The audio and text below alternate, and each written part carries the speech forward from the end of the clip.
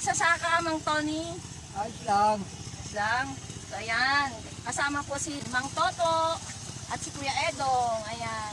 Kasalukuyan po ngayong nagbubunot sila ng palay dahil ngayon po ang araw na patanim ni Mang Tony. Andito rin po ang ating masipag na farmer na si Mang Silito Jose.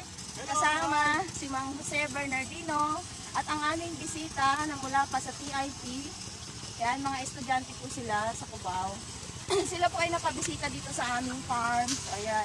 Ito po yung kasalukuyang nagaganap ngayong araw. Andun po ang mga manananim. Ayan mga ka-farm.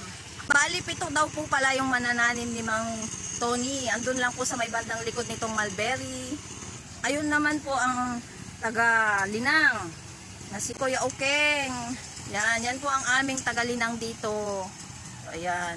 Yung pong katabi niya na yon, ayun po yung taniman ni Mang Silito Jose. At dito naman po sa kabila ay ang kay Mr. Jose Bernardino. So ayun dun sa banda dun mga ka-farm.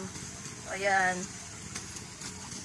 Andyan din po ang mga baka na alaga ni Kuya Edong. Ayan.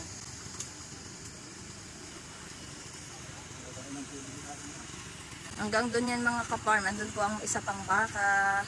So ayun lang mga ka-farm. Maraming salamat po. Please like and share my video. Bye!